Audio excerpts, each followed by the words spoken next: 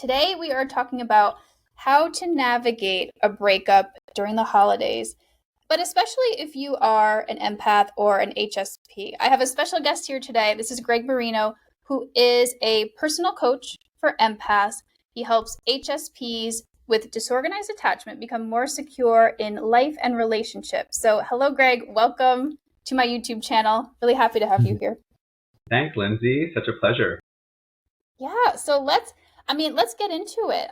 Actually, I have a couple questions for you first. Like, I know how you got into this work, but for my audience here who you might be new to, how did you start doing this work with empaths and HSPs? Breakups. They suck. They are the worst. We're creatures born to bond. So when we separate, we don't know what to do with ourselves. And I've been through a handful of breakups, and they kind of say that you teach what you need to learn the most.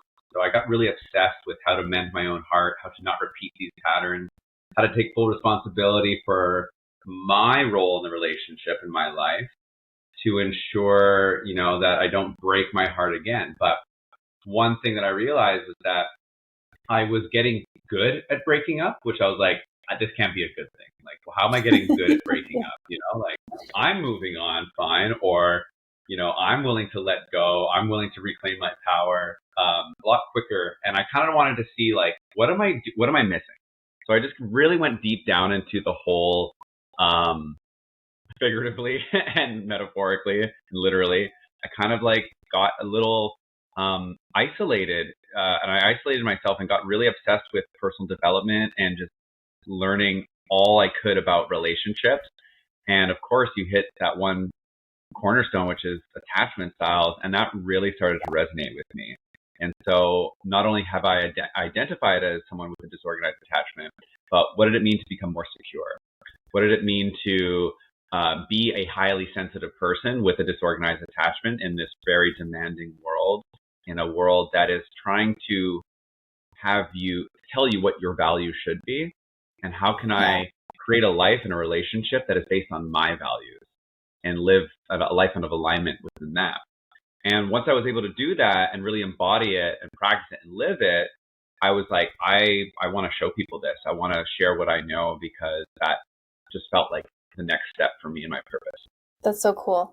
Yeah. And I think, a reason I was drawn to your work is because I very much resonate with going through breakups and having that be the catalyst to learning so much about myself, about relationships. And that led me also to doing what I do now. But I think that there's not a lot of people that talk about what it's like to be an HSP and an empath. And so, I love that you are speaking to that particular thing, because I very much resonate as that too. Yeah. Mm-hmm. Not so much as an empath these days, only because I think and you can tell me if you relate to this too. I think with all of the work that I've done, I don't necessarily feel as much anymore like I'm feeling other people's emotions like I used to, but I definitely, for sure, still resonate as an HSP. So I'm curious if that has been your experience too. Like, as you heal, that experience of feeling empathic gets less intense. Yeah, well, the main pillars of being an HSP is someone who processes sensory information differently and processes their emotions, and may get overwhelmed easily, may feel emotions intensely. And the majority of us already aren't equipped enough to have the right tools to know what to do with our emotions.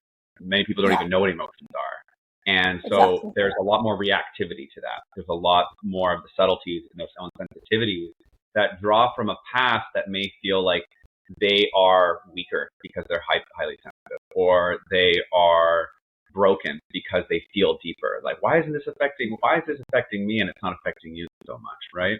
Yeah. So there's a need for kind of slowing down enough to know that you're not broken if you feel deeper, if you feel deeply. That being an empath is actually a gift, a real gift, especially for men and women and those in between. But from someone who identifies as a male, always identified as a male, who was readily able to talk about his emotions growing up, we get called names. We get called the worst names. I'm not even going to say them right here, because it's just like, what it's like to be have your own vulnerability used against you. And so we really downplay our empathic abilities in a way that shows us, it's not safe to be ourselves in the world. It's not safe to be authentic. It's not safe to be different. And so there's a call for all HSPs who may be listening to be courageous in being different. Yes, yes, which I love the fact that you are a man speaking about this because I mean I've been out here looking at the personal development world for a while and I don't see a ton of that either. And I agree with you. Like my partner he would consider himself to be an HSP as well. And we talk about this all the time. It just seems like there's not enough people talking about it, especially men, because we really need to change the dialogue around men and emotions. And yeah, I really love that you're doing that. So yeah, thank you for speaking about your experience. I really appreciate that too. Yeah. Well, let's talk about the topic at hand then. Breakups during the holidays, especially being an HSP. So have you gone through a breakup during the holidays before? They've always landed on the Christmas. I don't know why. But more in my early years, in my teens and in my 20s. And I just realized that, actually statistically, a lot of breakups happen, the majority of them throughout the year happen around the holidays.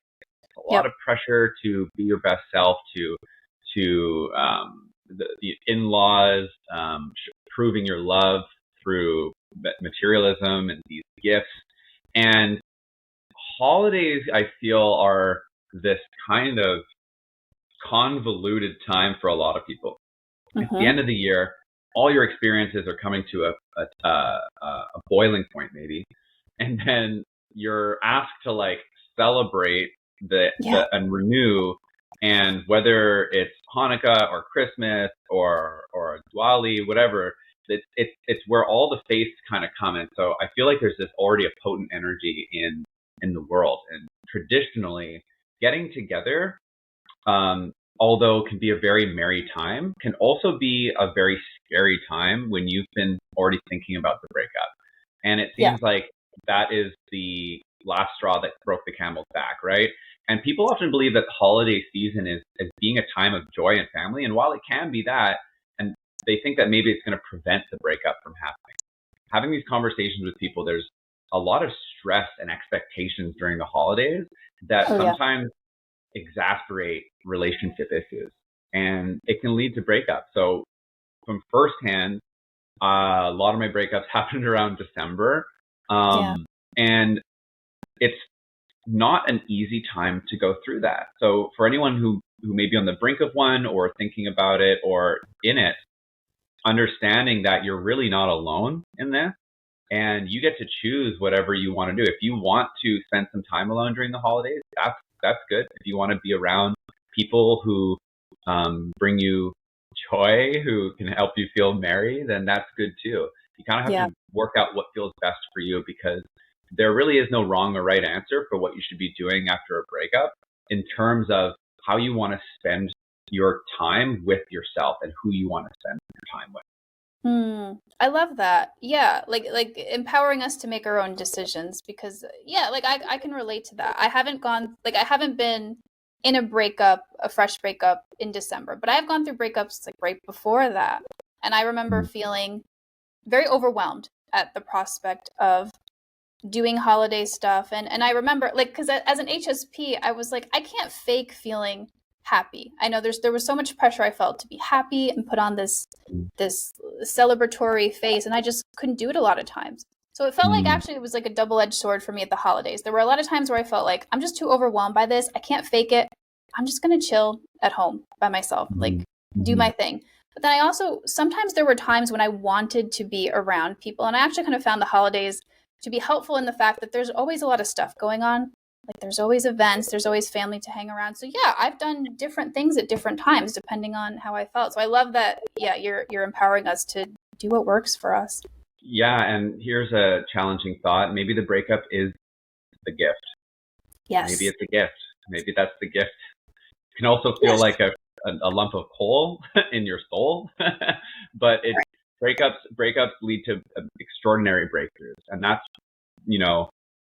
for example, when we say turning pain into power, it's like we're faced with such an existential crisis because breakups could either come completely out of surprise, out of the blue. It's like, oh my God, the carpet's been ripped from underneath me. We had all these plans, we had a vacation, all this stuff. But also it's like, if my heart goes out to anyone who may be going through it right now. It's like, how can you tell me this when I'm eclipsed by my own pain right now. Right. One thing that I want people to know if they're going through a breakup during the holiday is something that makes it feel like it'll last forever. Trust me when I say this from experience and from other people. The thing that feels like it's going to last forever, it won't last forever. And you can create new memories on the holidays. It's not like Christmas is ruined forever. It's not like the holidays is ruined forever. Holidays are different for everybody. For example, I lost a dog on the holiday. So that's actually even more predominant than a breakup. I just think about my dog every time, or some people that I may have lost.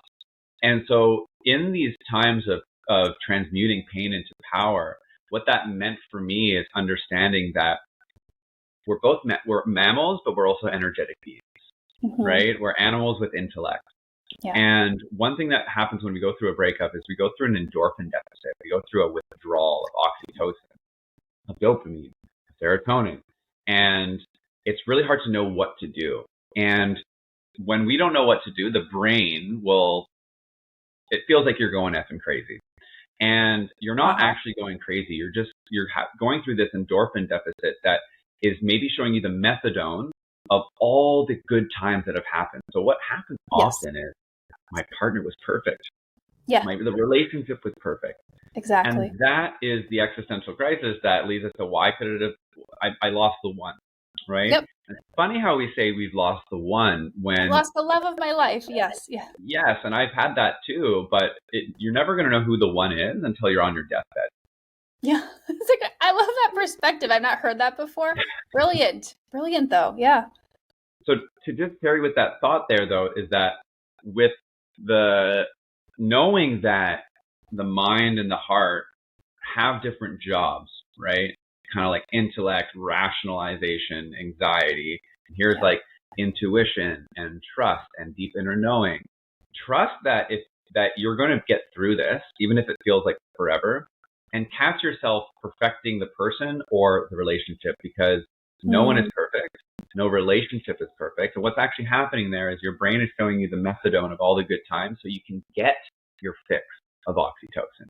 Oxytocin is one of the most addictive chemical compounds we have in our body that, which leads to some shortcomings, of course.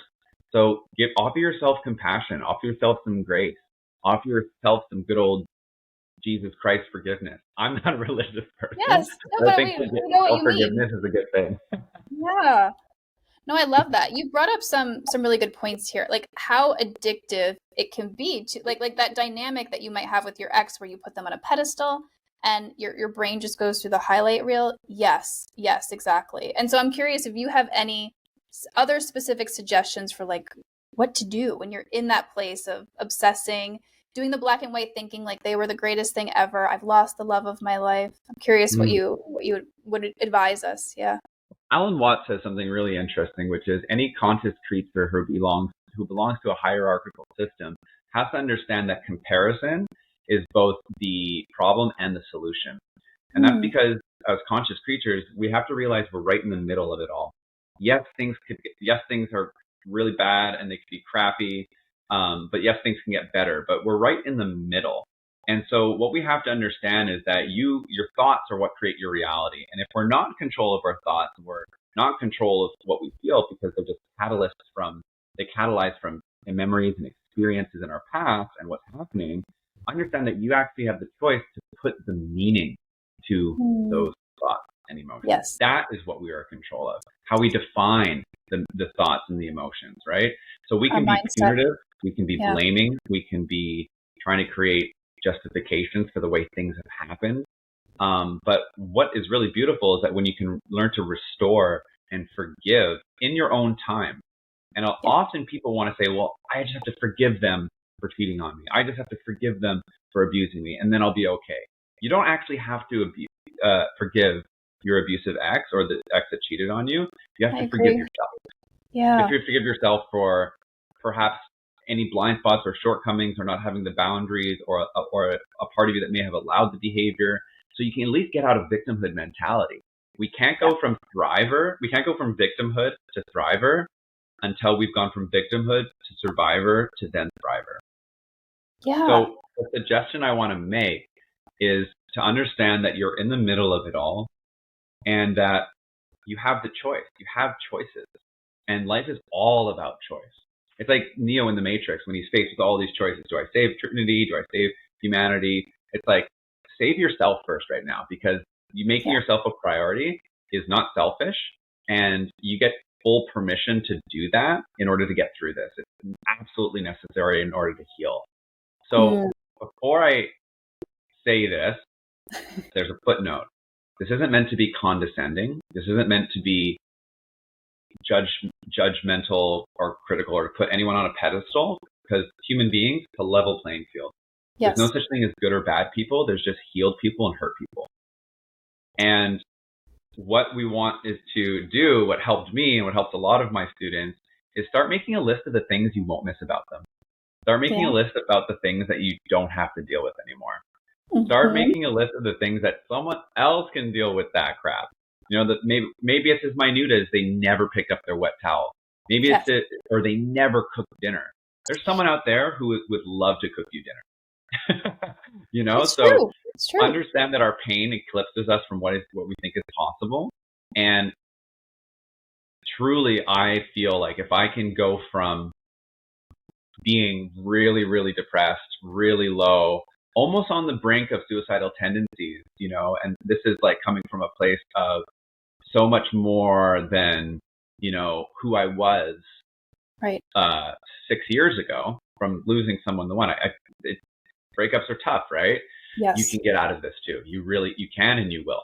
Thank you for sharing that, because I've been there too. And so many of us have been there, feeling like the lowest of the low because this person is no longer in our life. And I recommend the same thing too. Like when you're in that obsessive place, make a note of all the things that were not working in that relationship. Exactly. That you're not going to miss, because I feel like that gives us more of a balanced perspective. It takes us out of that mindset of like, this is the biggest loss that you've ever experienced, to see it in a different way. Like, oh yeah, no, this person wasn't perfect.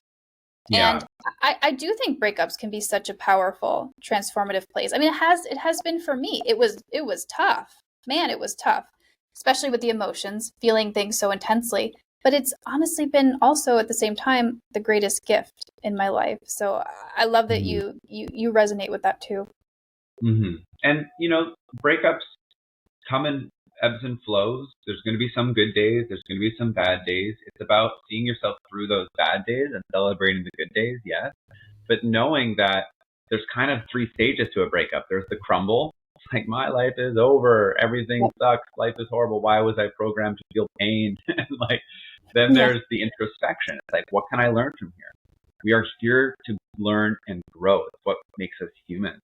And then there's the growth, right? So from the crumble, there's an opportunity there. It's an opportunity to actually fortify yourself with the emotional resilience and just let yourself feel without judging yourself. Yeah. You've lost someone that you've invested a lot of emotions into, and our attachments are just as important as water and food and sleep. But the introspection is also like where we come in, because sometimes we don't have the capacity to change our own mind. We need perspective. Right. We need accountability. We need tools and strategies that have been tested and tried and personalized to people, right? Because I don't think there's a fixed template for how you should recover from a breakup. It's very unique to the individual. I agree with you. And I'm just thinking back on what was like the most healing mindset shift for me when it came to, you know, being an HSP and just going through a breakup. And it was giving myself permission to feel every single one of my feelings, like not just the sadness, but the anger, the hatred that even came up at times, the resentment, like all of it. Because that was not the case for me for a long time. I didn't feel like it was okay to be feeling certain emotions. And that really set me free. This is a kind of funny one because not everyone has the opportunity to do so. But if you do, if there's a trip that you've been wanting to take, if there is a place you've been wanting to go, if there is a hobby you've been trying to start, now is the time. Yeah. It is so healing to take a solo trip, to just to have that full autonomy, to be like, I'm going to go left today. I'm going to go right. I'm going to speak to that person. I'm going to do that. Breakups lead to self-discovery. Yes, and I've had that experience too of doing things like by myself for the first time. You're right. It's so freeing and so healing. So I think that's a great recommendation. Without the breakup, I would not have been able to discover surfing here in Tofino, British Columbia. Oh, And yeah. I would not replace it for the world. I'm almost thankful now that the breakup happened, because without it, I wouldn't have been able to discover surfing. And I just got out of the ocean, Right? the best medicine. It is Yes. so good for your soul, for your body, for your mind. And that's a lifelong thing, right?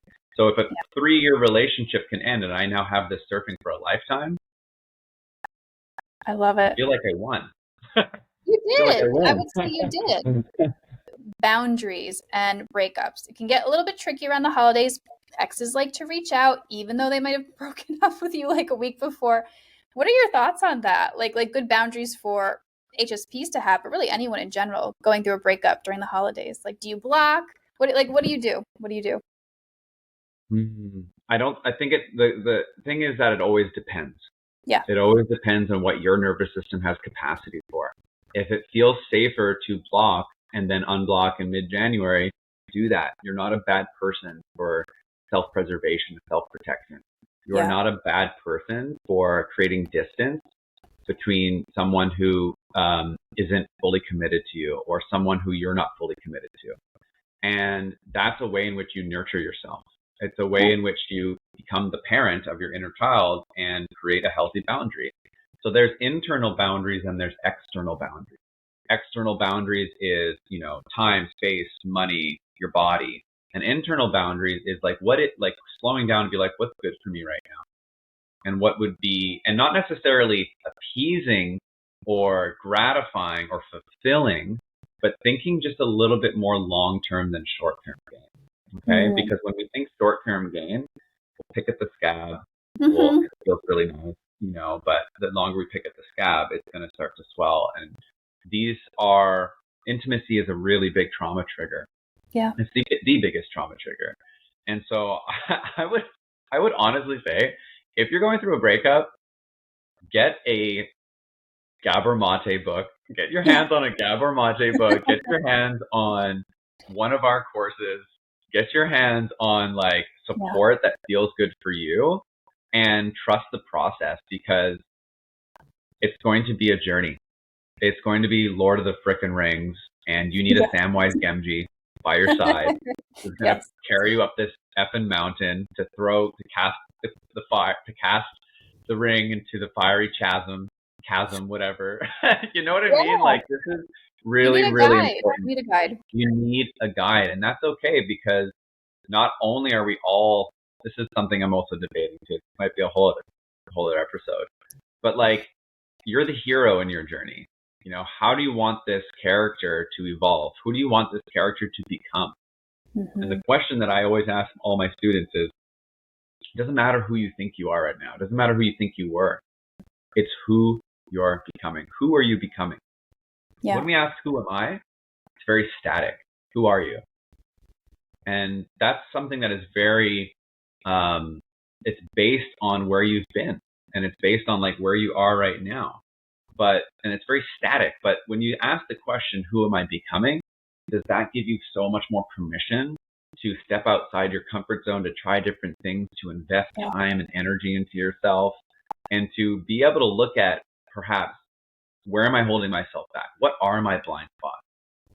Am I willing to recognize and investigate some of these neglected parts of myself that has happened over time in the relationship, to unveil them to the world, to unveil them to ourselves, to prove to ourselves that self-worth doesn't come from whether I'm in a relationship or not. It comes Yes. from how I look at myself. It's self-worth, it's self-esteem. It's not others' worth, others' esteem. And so that begins by making a conscious choice to, of course, allow yourself to feel what you feel without determining who you are at the core of your being, and trusting that you'll get through this. But you have to be able to walk through the door. You have to. Yeah. If it means forcing yourself out of bed, if it means forcing yourself to do things that you know are good for you, but it takes a little bit of time, know that it's worth it. Because the seeds that we plant today are maybe not be the fruits that we actually get to pick from. But in months' time, that version of you is going to really thank you for showing up when you did. That is so true, and thank you for sharing that. And I resonate with that very much because when I work with clients going through breakups, I actually have them create a vision for that very purpose because that vision, who you are becoming, who you want to be, is what will carry you through your breakup into the next Mm. version of yourself, into this new life that you're creating for yourself. And that Right. was like this work that I'm currently doing. This was my vision. This is what brought me to what I'm doing today because I saw that exactly what you said. Like, if I need something larger than just the experience that I'm feeling right now, which is just a lot of emotions and a lot of distress, I need that vision. I need to see where I'm going. And that was what helped me put one foot in front of the other on the days when it was really hard and I wanted to just lay in bed and give up, honestly. So, Yeah. yeah, I completely resonate with that. Thank you for sharing. There's a time to binge watch Friends, and then Yep, there's a time to binge watch make a plan. exactly. And you can do There's a both. time. You can do Yeah, both. you can do both. Both are okay. Both serve a purpose, and not everyone needs to turn their pain into power by becoming a coach. That's No. just our story. It could be finally starting that photography project. It could be finally taking that trip. It could be finally building that shack or that cabin. It could be finally putting in your resignation to a job that you effing hate. Yeah. That's a big thing for people. Oh, yeah. When you make a stand for the lifestyle that you want to live, sometimes it takes a breakup, and you're not just breaking up with a person, you're breaking up with a lifestyle that some people may have loved at the time, but it's like, hey, can you boogie with impermanence? Can you boogie and know that like some things are meant to fall apart because it's making room for better things. And if it Yes. can get this bad, it can also get that good because it's the yin and yang of life. There's no spring without winter. There's no day without night. And I'm not just going to keep hitting you with all these like little affirmations and quotes and one-liners, but think about that, the concept of that. Think about the metaphorical significance of like knowing that there is no joy and happiness without suffering. We Yes. actually need both to exist. And so can you, I'm going to say, can you enjoy the suffering, but can you see that there's a wholesome, healthy impulse underneath rejection, abandonment, Yeah. humiliation, betrayal, injustice? It's the reclamation of our right to be loved. It's a really beautiful thing. Yes. If you aren't hurting when you're going through a breakup, there's something else there. And I don't know anyone who hasn't been like, yeah, whatever, I'm fine. And if that's also what the nature of your processing is, I'm going to be fine. Then that could also be good too. I want to really mention that there's no wrong or right way for us as humans, as complex, weird, freaky humans, to process what we feel because you feel what you feel, and you're the Exactly. only one in your shoes. Exactly. Give yourself that emotional freedom and get a Yes. Gabor Mate cup. Exactly. I used to I'm trying to think of what I used to read. Pema Chodron. I loved her. Like when things fall apart. Yeah, that was my to go. But yeah, yeah, and I think that's what the function of mentors can serve for you is like it's sometimes it's hard to see the truth of that. And Mm, sometimes it really takes somebody who has blazed that trail for you to say like, "Hey, I know exactly where you are. This is not it for you. You are moving towards so much more." You just need those reminders sometimes. And so yeah. thank you for being our inspiring reminder here today. Really appreciate it. Mm, appreciate that too. Yeah. Thanks so much for having me. Yeah. So how can people find you and how can people work with you? Intuitive.grego on Instagram or go to gregmarinocoaching.com. Those are the best ways to get in touch with me or my team. Okay. And yeah, we have right now in the new year, we have a couple spots open for the self-initiated program, which is all about equipping you with the tools to process these emotions, to not repeat your patterns in future relationships, to align your life of your values and create a vision with accountability, to learn how to express that, and to just be an energetically grounded, sound individual who wants to make 2024 a really awesome year. Mm, yes, yes. And I will leave these links in the description here so you can click on them. But yeah, thank you again, Greg, for just sharing your wisdom with us and Yeah, for of joining course. me here today. Yeah, thanks. Thanks for having me, Lindsay.